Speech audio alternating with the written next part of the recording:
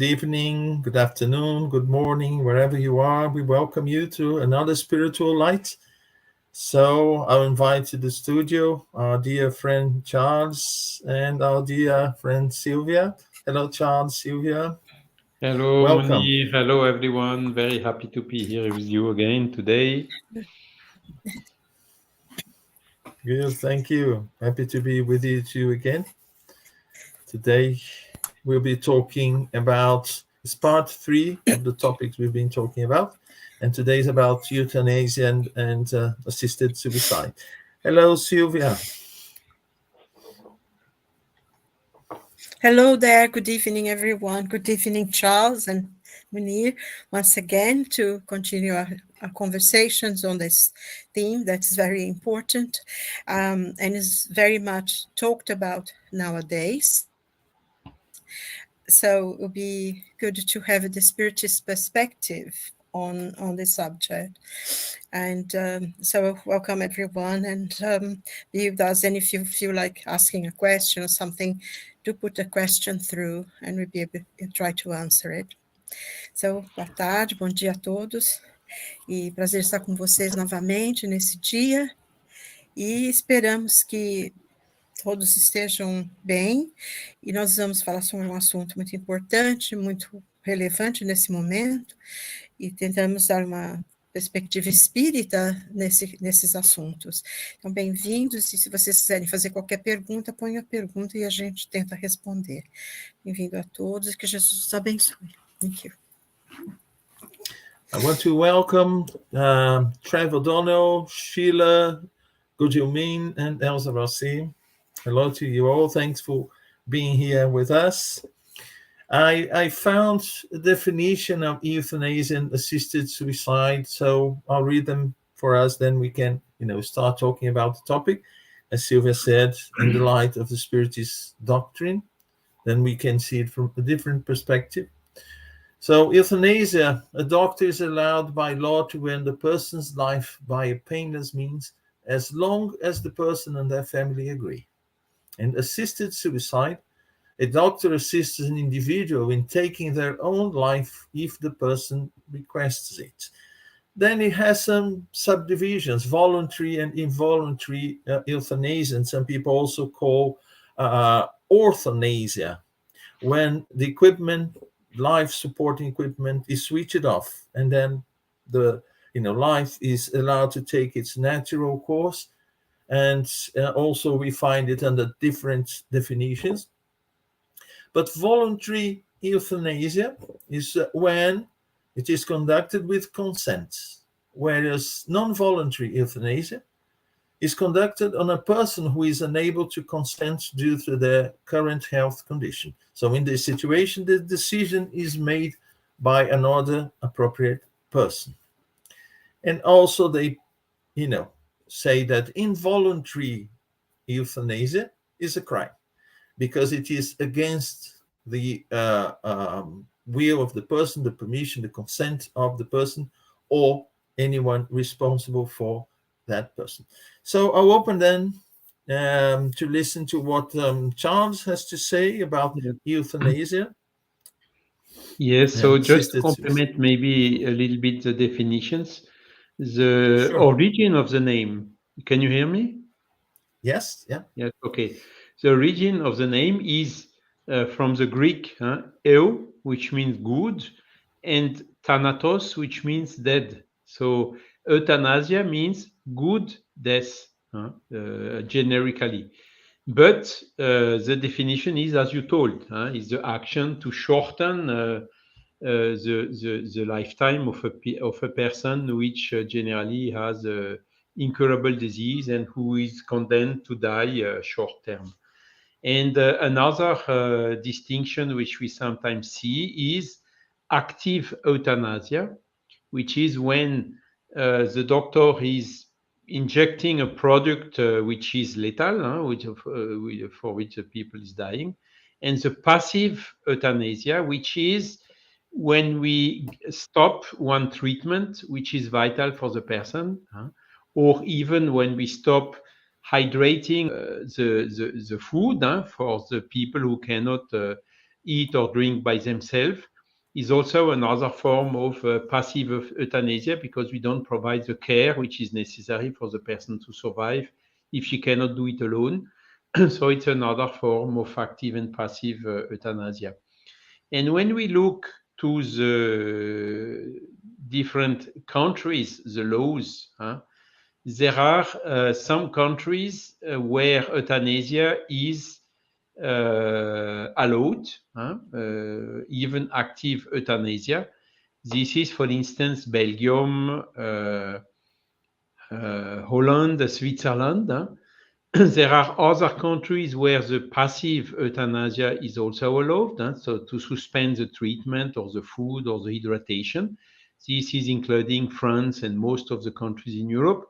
And there are also some other countries where the situation is not yet 100% clear. But basically, how to say, in most of the countries, the euthanasia is today in a certain way allowed by law. Okay. The problem is always, as we told for the suicide, as we told for the abortion, is the point of view. Because for in the materialist paradigm, as usual, when someone is dying, then everything is finished and end of story and so on. So just helping the person to die earlier in order to finish everything earlier in their point of view. In the spiritualist point of view, the thing is a little bit more complicated, because euthanasia is the spirit which is leaving the body and then going back to the spiritual world. So in the spiritual paradigm, it's not the end of everything. For instance, if a person is suffering or having a disease which is incurable and so on, the fact to make euthanasia is somehow anticipating the separation of the spirit from his body. So in order to know if it's really which means good in Greek, if it's really a good way to go out in these cases where we have an incurable disease, the only way is to ask the spirits how it was. Did it help you or not? And that is exactly where the problem is, because when we ask the spirit who suffered an euthanasia, the big majority of them is either regretting the decisions they have taken to suffer an euthanasia or to commit an assisted suicide, or they are not happy because, again, the decision has been taken without their willing, because they could not give their opinion anymore at a given point in time, and so on. And most of them are saying, they claimed I was suffering, but I was not suffering. I would have liked to stay a little bit more to give a last bye-bye to my beloved ones and things like that. And most of them are coming with some regrets. And for them, it was not so good. It would have been better, which is a spiritist body of knowledge position, to, of course, do whatever we can to alleviate the sufferings, the pain, but to let not to shorten the life, not also to extend it by excess of therapy, which is totally useless, but to let the natural process follow its natural course. And that is, in fact, where we have the best feedback from the spirits which left the physical body and went back to the spiritual life. So this is what I wanted to add at this point in time. Okay, thanks, Charles. And before we carry on, I just want to say hello to Lea Pimentel, Marco Davis, Giannini Rossi. Thanks for being here with us. And Silvia, we are looking forward to hearing what you have to say about euthanasia and assisted suicide as well.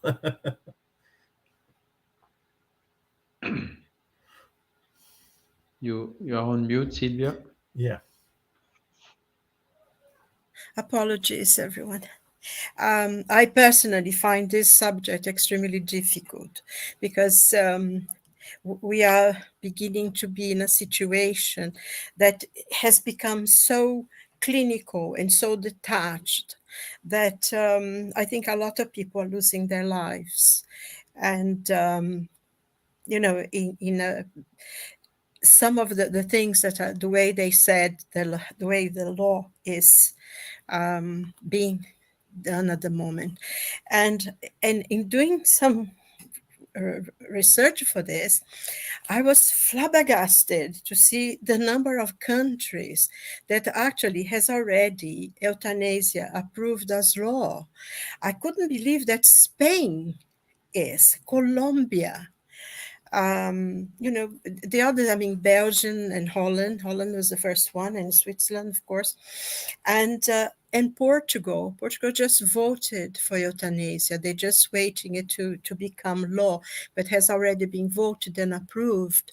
And, I mean, those countries like Spain and Portugal used to be, and Colombia as well, used to be quite religious Catholic countries, and I was quite surprised. That this thing is sort of filtering through. Here in England, still euthanasia is suicide is against the law. They have, I think, if a daughter or anyone assisting someone to die could get 14 years in prison for that. And I do hope it continues. I think I think about these laws of euthanasia because has been quite a lot of campaigns to put things here to become law as well. But I think our queen, because she was such a religious person and such a high moral ground, I don't think directly, but I think she was a great influence, and I fear that now she's gone.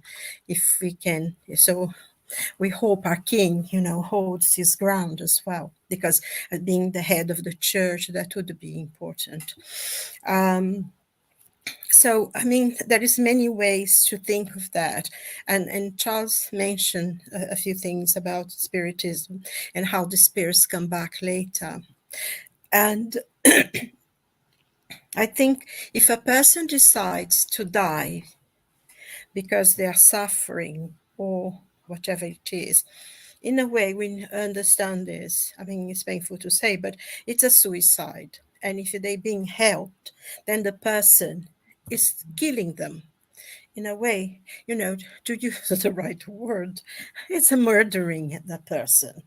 And I think it's so easy because, once the law comes in, very soon changes. And I think very much about Canada. In 2016, Canada voted for euthanasia to legalize assisted suicide and euthanasia by the Medical Association.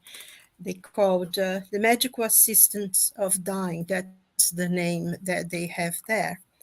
And but it was for people who were in probably the last few days or the last weeks of their lives, and they had a terminal illness without absolutely any hope of recovering.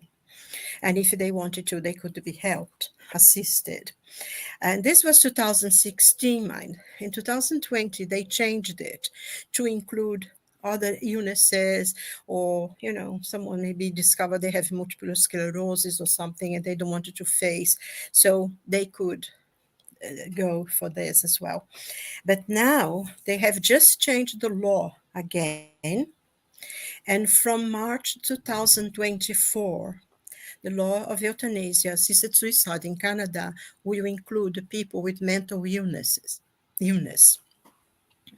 And I think a person who is mentally ill have absolutely no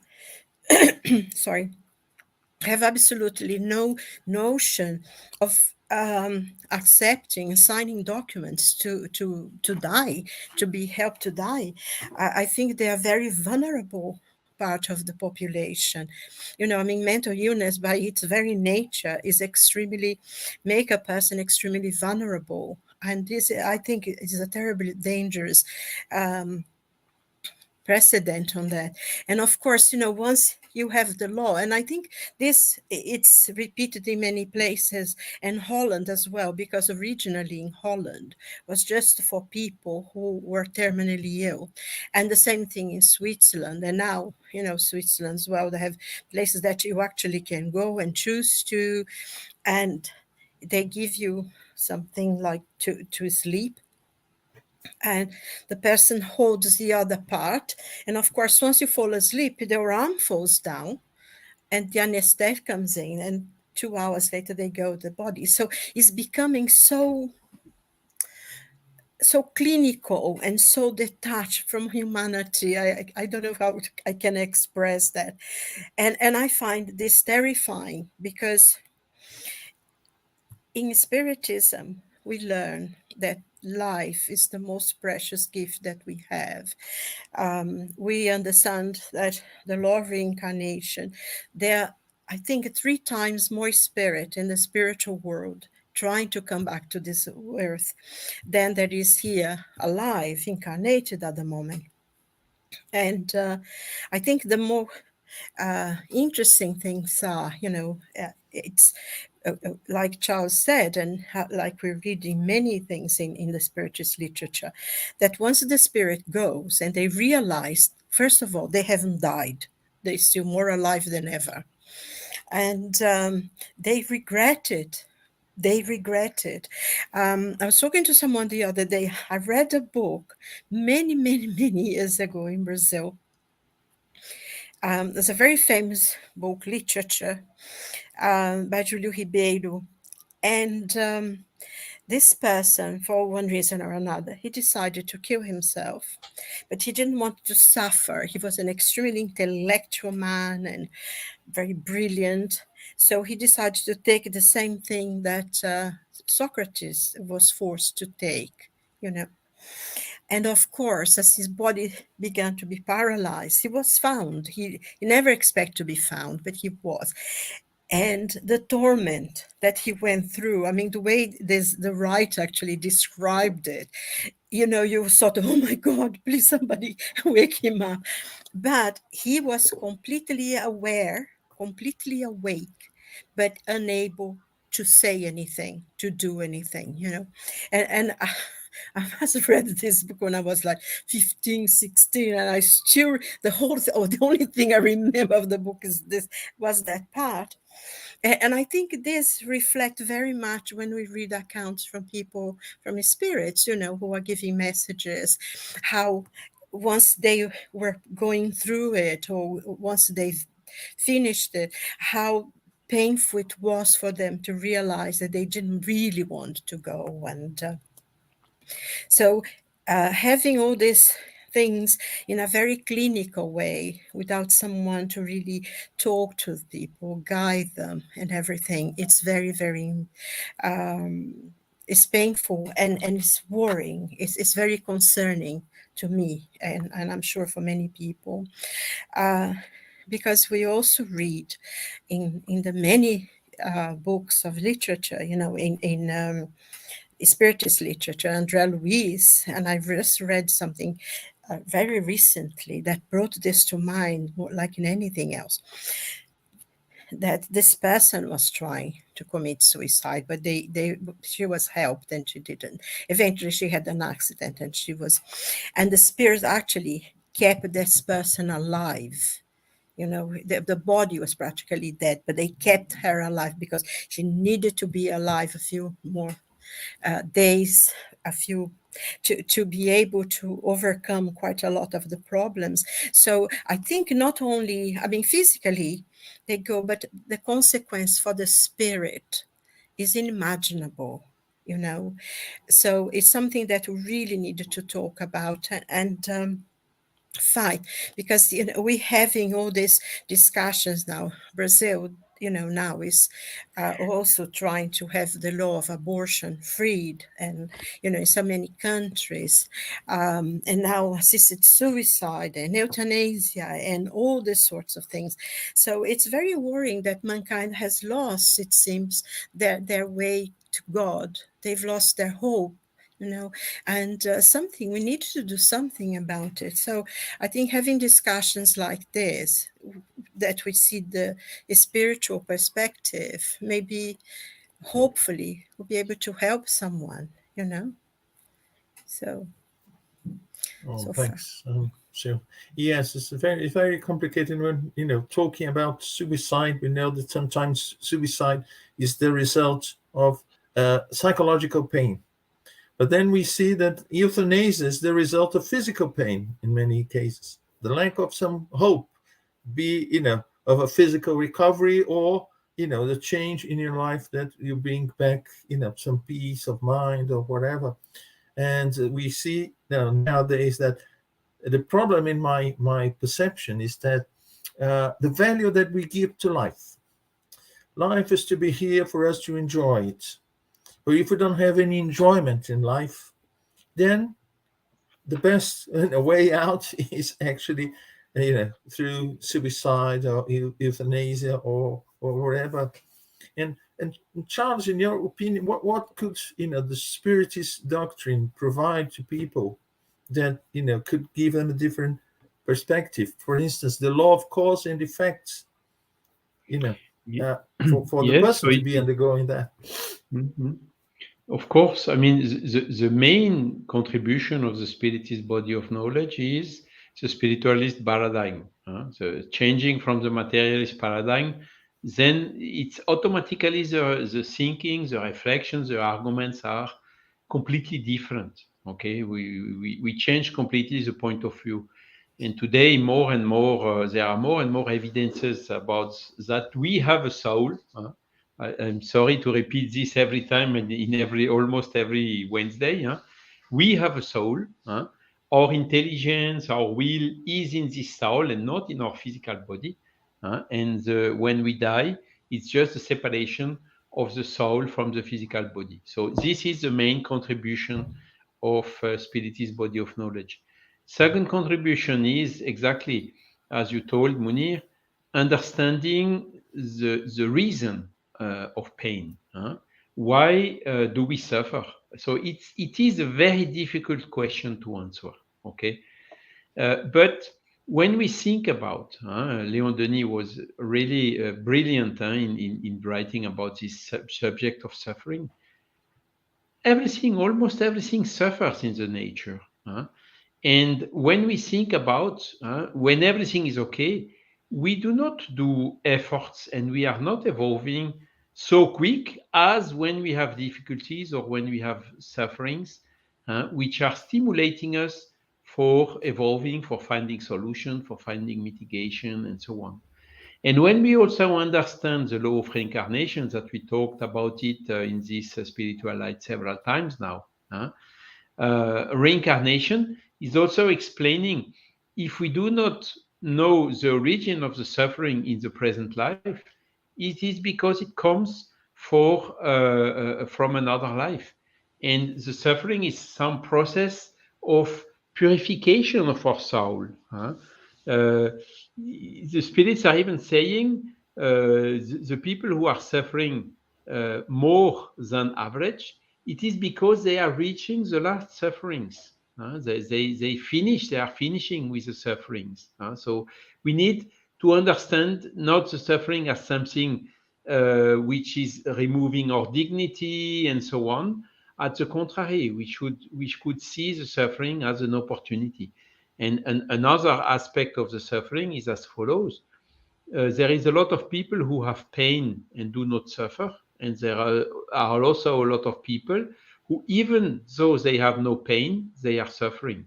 So the suffering is somehow a state of mind, is somehow something that in a certain way we can control.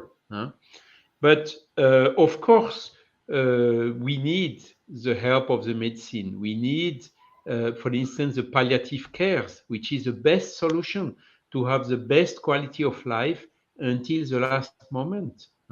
So we really, instead of doing euthanasia, we should prefer to do palliative cares. Of course, it may be a little bit more expensive, but this is giving the dignity of life to a lot of people. And then we also can think about what means dignity of life. Is dignity of life only to be young and healthy and whatever, and as soon as you have a little problem, there is no dignity of life anymore? We can give a lot of examples. Look to Stephen Hawking. Did he have dignity of life or not? He had huge difficulties with this disease and so on. But look what he did. Look how many books he wrote. He even married in this situation. He ended up dying, of course.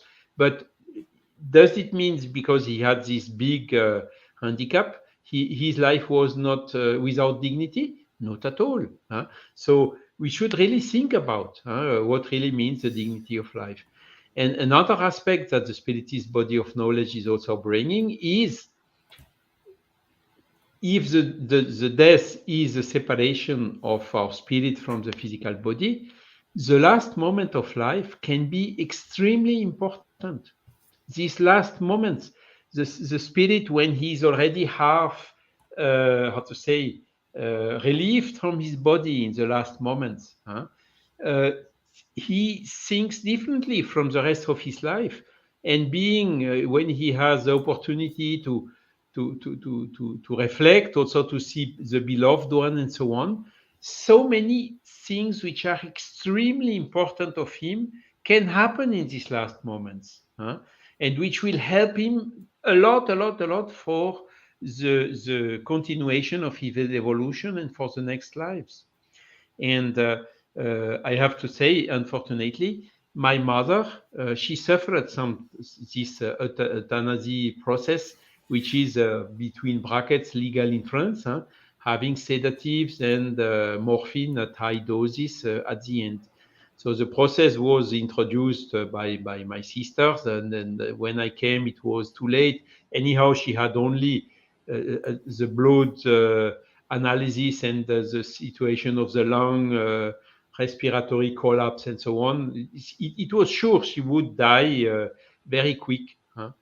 But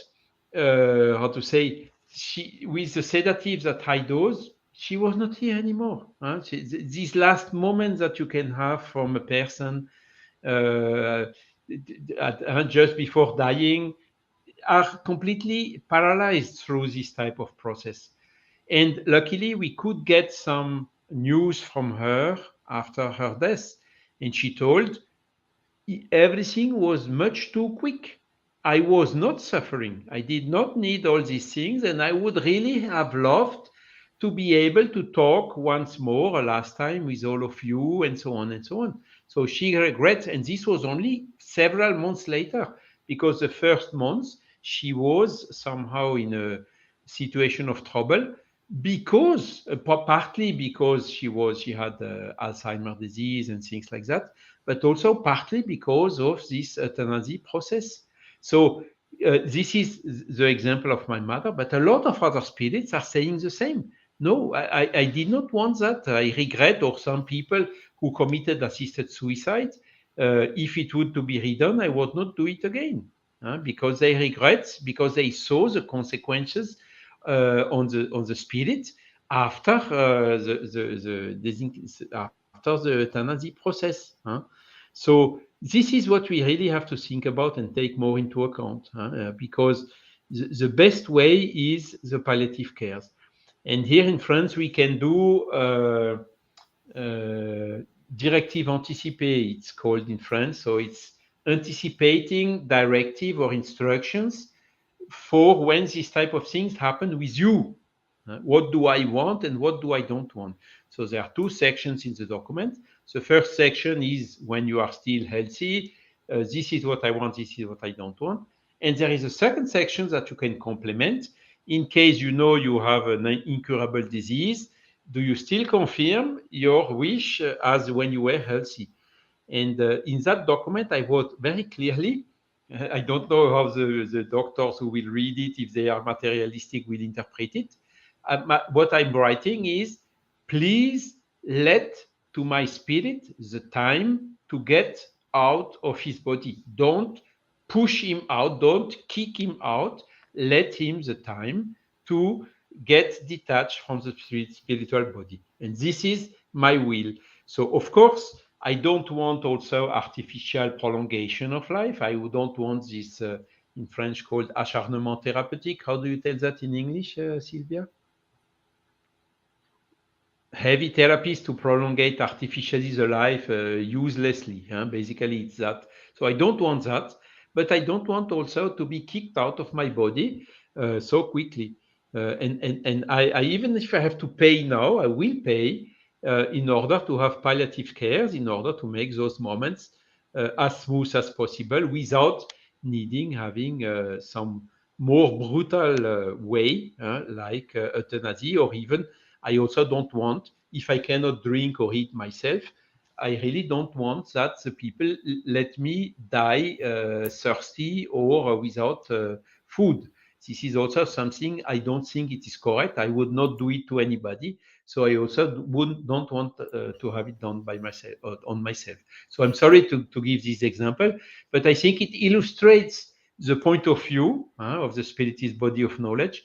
Don't shorten, don't extend, let the nature do it in naturally, and do whatever science can do to relieve, to betterment of quality of life, in palliative cares, in fighting against pain, helping you, helping the family, helping whatever, giving some oxygen when you need, or what, these type of things.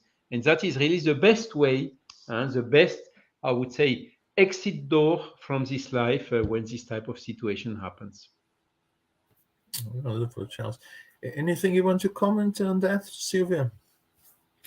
Well, yes, there is the interesting thing. I think one of the points that Charles made, that we read again and again, from News from Spirits when they give messages back, is that the last moment of life, it was important, was extremely important, was, they sort of realized the whole life in an instant, which can be completely different. The next incarnation can be a lot more relieved of a lot of problems and difficulties.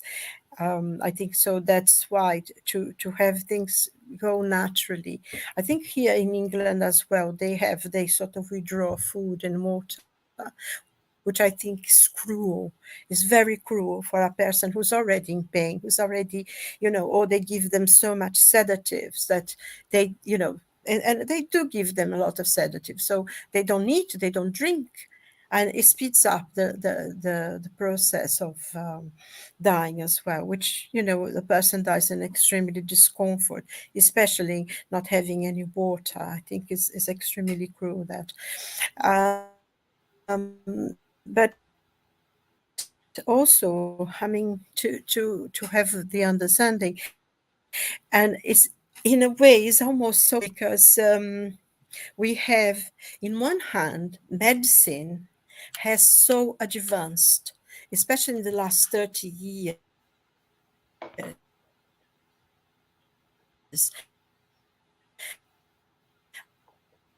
I mean, even 30 years ago, 40 years ago, if somebody had cancer, people go, they have treatments, and they overcome that, don't they? Most people survive now. The treatments, and it's much more advanced, and it could be a lot more advanced. And also, we have machines now. You have transplant of organs. You have a machine that will breathe for us, that do, and a lot of people are kept in machines for a long time, and the body is alive because the machines are keeping the body alive, but probably the spirit's not even there anymore. And in one side we have this, which sometimes the person is already, for all intents and purposes, is dead. It's just this machines keeping the body going. and they are not allowed to go. And some people who still have an opportunity to talk to their family, like Charles was saying, to saying goodbye, to saying maybe things that they're going through at that moment, and all the realization that they are getting the last few moments and things. They are not allowed to do that because this is forced.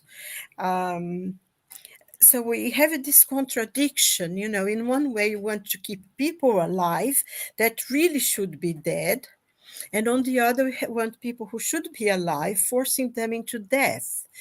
It's a very strange thing. I mean, you have, like sometimes babies who are born in situations that are absolutely, maybe suffering for them, and the parents go to court and they fight and they keep this child alive, and the child really is not alive because they are there's machine to breathe, machine to pump the heart, machine, and on the other hand, we want to speed up the process for others. So it's a bit contradictory. And I think in the point I think both of you made is a question of life. What value do we give to life? Because, some people, and if we go to countries that are poor, of course, they do have situation of suicides, of course, because it's an endemic. It's like pandemic rather, but not as much as we have in the most advanced countries where we have better medical treatment and all sorts of things. And in one side, people fight so hard to be alive, don't they? When you think about the situation that just happened in Libya, all the people lost their homes, lost everything, but they are fighting. They are fighting on, and they lost loved ones. And we can't imagine the pain and the suffering they're going through. And I think a lot of people in Rio Grande do Sul as well, that they have this problem. Those people in Hawaii, also fighting the fires and flooding everywhere and things. And they fight so hard for life. And on the other hand, people throw away. And I think one of the things that concerns me as well is it's a question of putting this into law, facilitating things that should not be accepted, by the majority of people. And I think Charles made a point that is extremely important, because there are a lot of people who are healthy, and then either they have a disease or they had an accident, and they wanted to kill themselves. And I've never met Professor Hawking, but the interviews he gave, he could, in the last few years of his life, the only thing he could move was his eyebrows, and yet he wrote one of the most important theories, because he became ill at 22. The daughter did give him maybe 2-3 years life, but that, and he has, because he knew he wouldn't be able to use a pencil, write, he started learning how to calculate things, do the calculation in his head, and he went to this professor, said, I'm sorry, you're wrong, because you calculated this in the wrong, because he could do that. And yet he fought for his life. He wrote basic theories on black holes, and, sort of moved forward a lot of physics. I mean, you probably know about that when you're being a physicist yourself. But, he left such a baggage of work that really, when you think about him, you think about the books he wrote, the theory that, he even out and said, I made a mistake on something on the black holes that I said 30 years ago. And so you don't think about this, that poor man in a wheelchair. You think about the body of work that he left. And of course, we can't all be very great scientists or anything, but each one of us have some purpose. We have come to this life for a purpose, and we see as well in situations when I remember some years ago, there was a plane accident and people died in the mountains. And to survive, they ate each other, which was crazy thing to happen. But that was the only way they could survive, and people did that.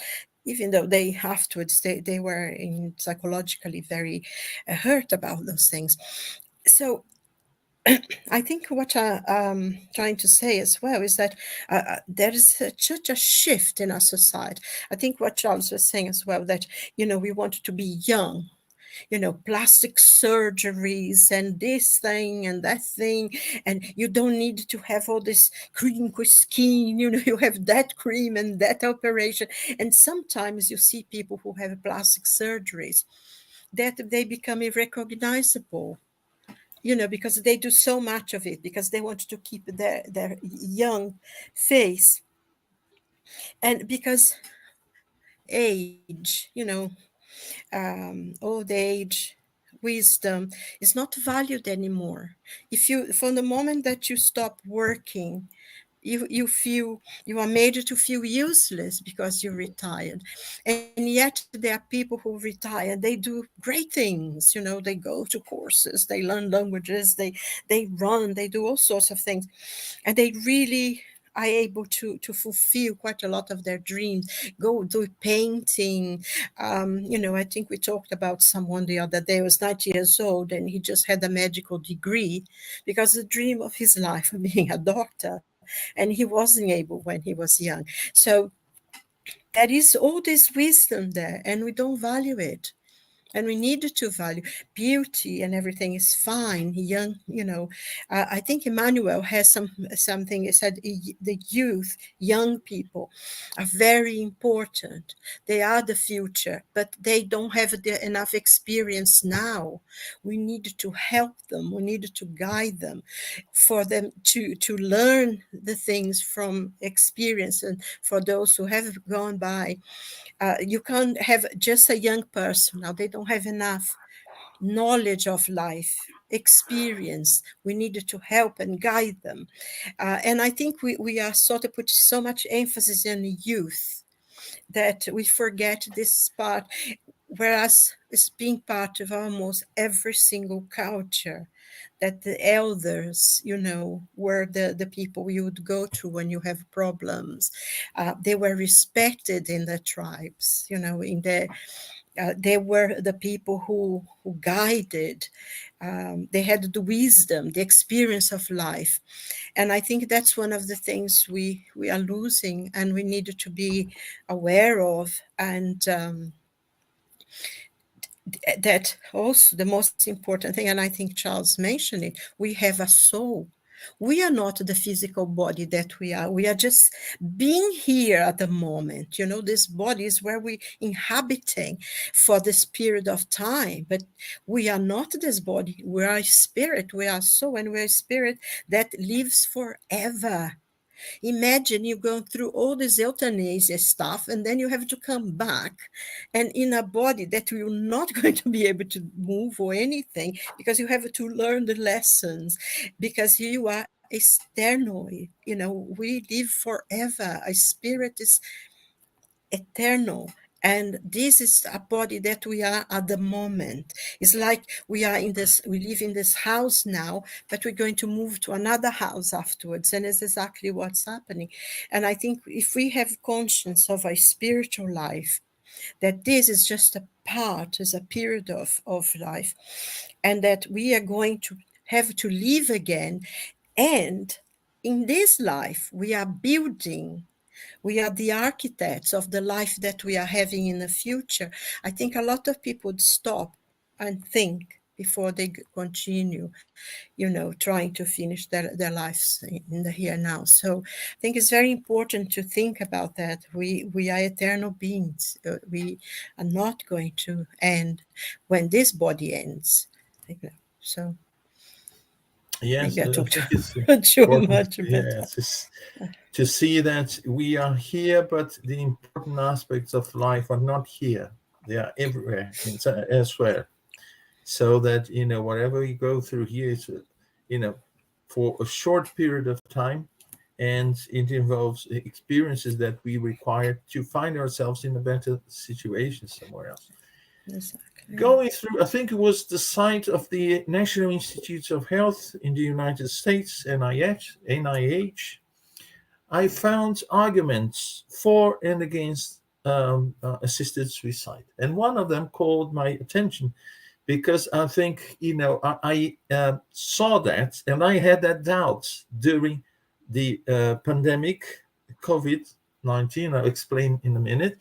And this one they call slippery slope, where doctors start assisting suicide of terminally ill patients, no recovery. They are clearly on their way to, the death.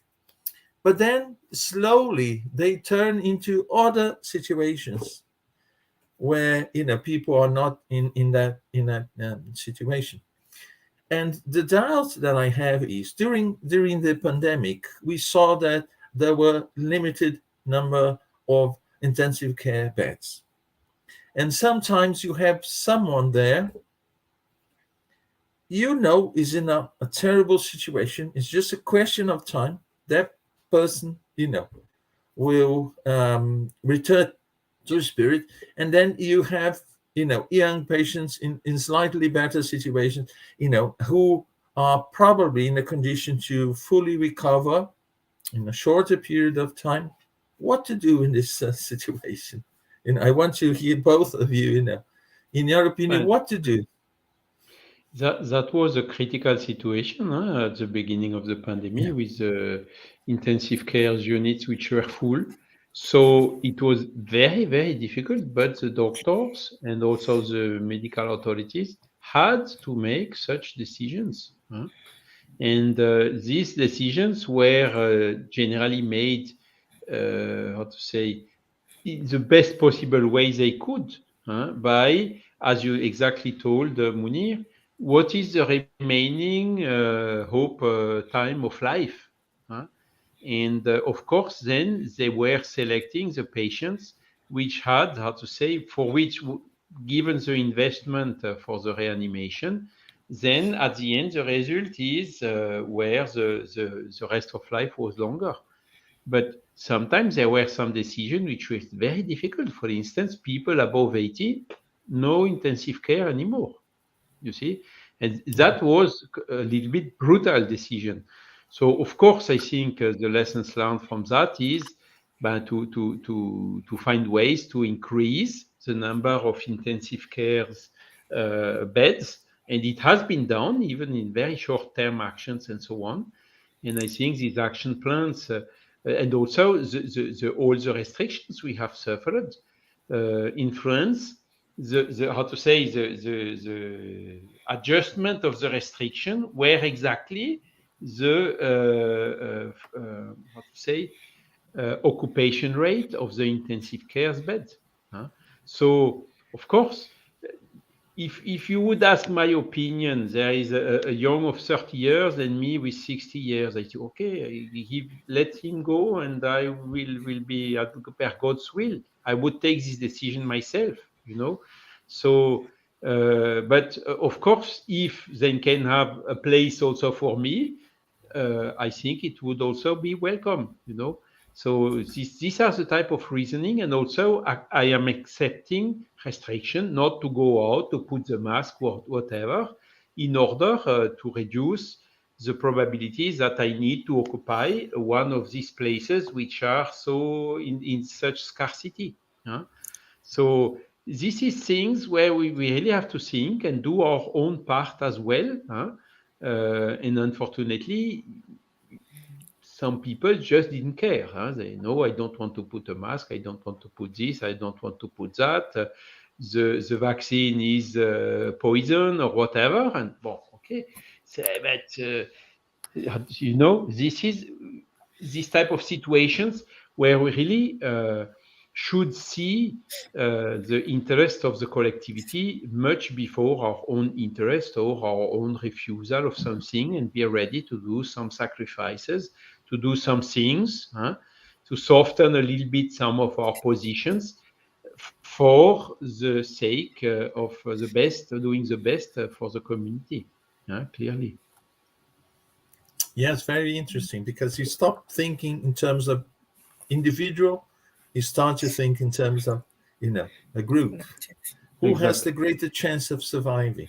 And I think, in my view, is similar to what happens when you have to decide between the life of the mother and the life of the fetus. Exactly. One of them will survive. So who do you choose? And the spirits are adamant to say it's better to preserve the life is already ongoing than the one that is beginning. And I think we are at the other end now, talking about the other end, Yeah. who will, stay here, Okay. Do you agree, Silvia?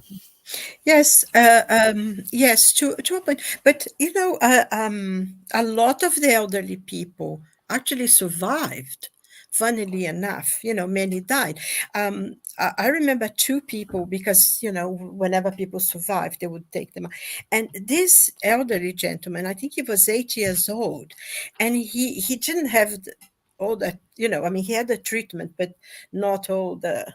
And he said to himself, "I am not going to die. This illness and not COVID is not going to kill me." And he said he put that in his mind throughout, and he actually survived. And there was another lady, she was 94, and she survived. And a lot of the young people, even though having all the treatment, they died. And we know as well that we have a time to be on this earth. And of course, I myself, I've lived through a lot of things. And if I have to choose someone who's 30 years old than me, I said, save him first. And this is something that is being done for many years. I mean, I remember during the war, I think in the thing of Pearl Harbor, a lot of the people, the ones who were worse wounded worse, they wouldn't be treated. They would have treated the ones who had the chance of survival. So sometimes doctors need to do this. But I think also the doctors need to be really conscious of what they are doing, really seeing someone for what. No, this person will not survive because of the wounds they have or how bad they are. And this one has a chance. But they have to be really conscious of what they are doing, because if they might say, "Oh, I'm not going to treat that one, I'm going to prefer to treat this one," all those things come into play. But so if sometimes you can be elderly, but it's not your time to go. You need to be here. Sometimes a younger person is that time on earth has expired. We know that nothing escapes the power of God. We all have a time on earth. And I've read about this lady. She was on life support for 7 years, and her husband said to switch it off. He had been trying, because she had told him if she would ever get ill, she would never want to be on that. But her family, they had quite a lot of money, and they said no, she's going to be there. And so eventually, the doctor said, I mean, she's brain dead. She cannot survive. There's no point in keeping her anymore. It's her body. So eventually, they died. They disconnected everything, and she came back. you know, they consider her brain dead, but she actually woke up once the machine had been taken off her. So, there is all such a thing that life will fight through. Some babies, they are almost dead, and they come, and life will always win. And we have a time on this. If it's our time to go, yes, then give space to somebody else, because that's a destiny, isn't it? We have a time here. We are going to go back, because our real life is in the spiritual world anyway. We are spirits, and we come back here because this is like a boarding school. I always think the earth is like a boarding school, and sometimes it's like Tom Brown school days. I don't know if you know that book, but it's all horrendous. Some of those boarding schools in England used to be terrible. I remember someone, a lord or something, he got arrested for one thing or another. And the day of his trial, one of his colleagues, his old fellows from school, said, "Don't worry, it will not be as bad as Eton," because, people used to really suffer on those schools. But so, we need to make the best of what we have, live as much as we possibly can, and just let go when the time comes. Because holding on to a body as well, because we don't want to die, is a very sad thing, you know. So I think one point that Charles made, which I thought is extremely important: let nature take its course. You know, my time is come and goodbye, I go.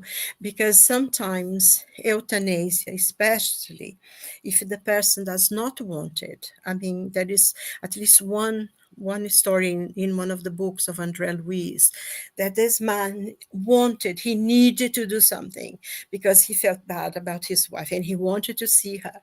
And, you know, he's practically was dead.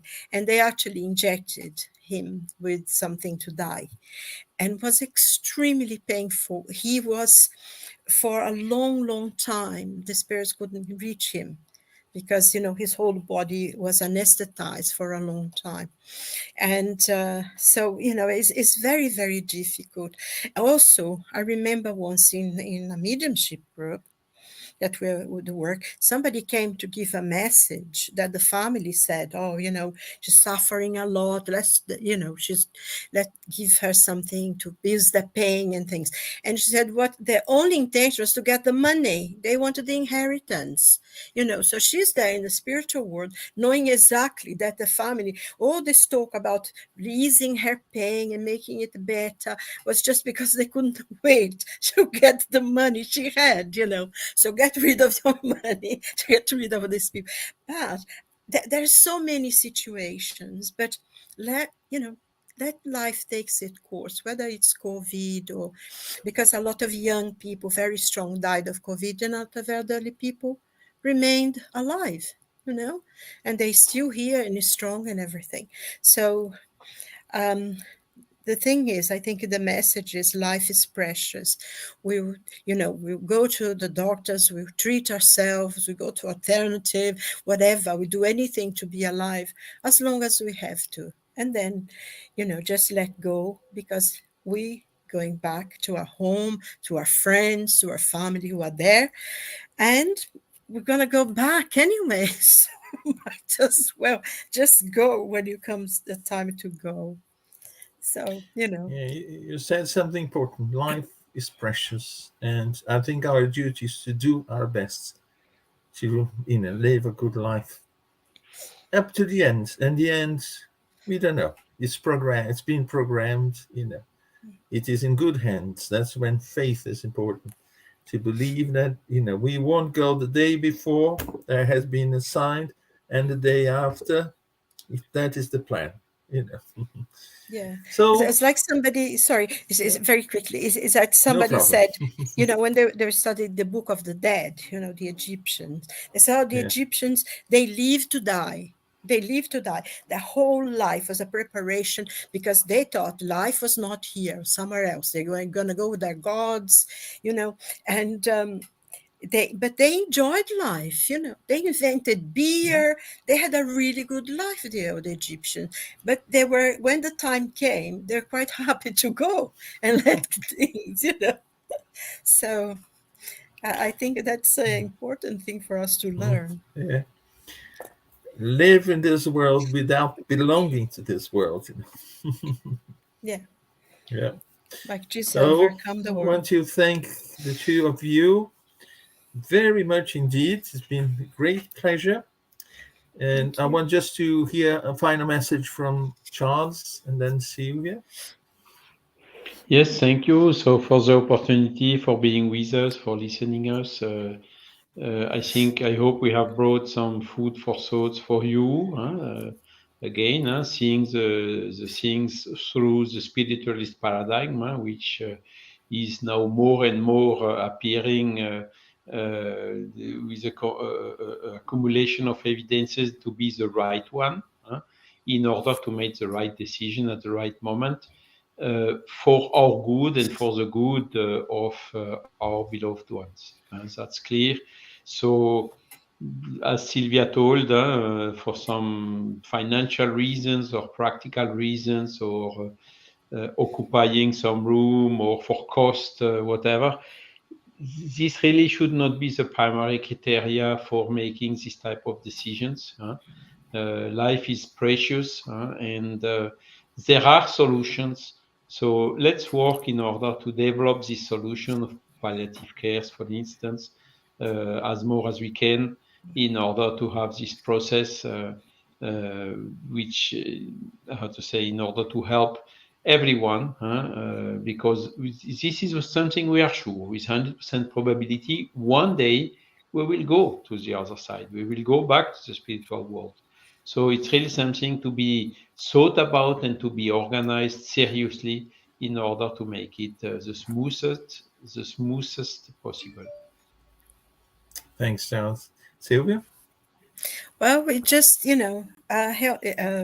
did this conversation. Maybe later on we can come back to it, because there is always something new, and it's very important. And if anyone out there listening to us, we're going to, and is feeling poorly and unhappy and depressed, have courage, take stock, like that poem, the Invictus, fight. And there is a poem as well by Dylan Thomas. They said, fight the dying of the night, when his father was dying, and he wrote that. And I always feel that it's so important for us, to fight the dying of the night, leave, and then, because if you need help, ask someone, there is a lot of support everywhere. So be firm, because death will come to all of us. It's inevitable. But live a life as well as you can while you're here. Enjoy every moment of it, because this is a gift. It's a God's gift to us, and we need to really enjoy it and see the beauty. And there is a song by George Harrison that he says, everything passes, everything must pass, and everything does. So, be a good cheer, everyone. And we're here, have your questions and everything. And thank you so much for being with us, Munir. It's been wonderful. And I hope you'll be with us again very, very soon. Thank you. And thank you, Charles, as well. It was really good. Yeah. Thank you. Thank Before you we all. go, Thank you, Elsa. Before we go, I just want to say thank you to Marco Davis. He's also been here with us, as usual. And to Cardiac Radio for allowing us to use their studio to, and Elsa and Leia and everyone that was together with us today. God bless everyone. God bless. See you next week for another spiritual light. God bless. Okay, God bless. Bye. Bye-bye.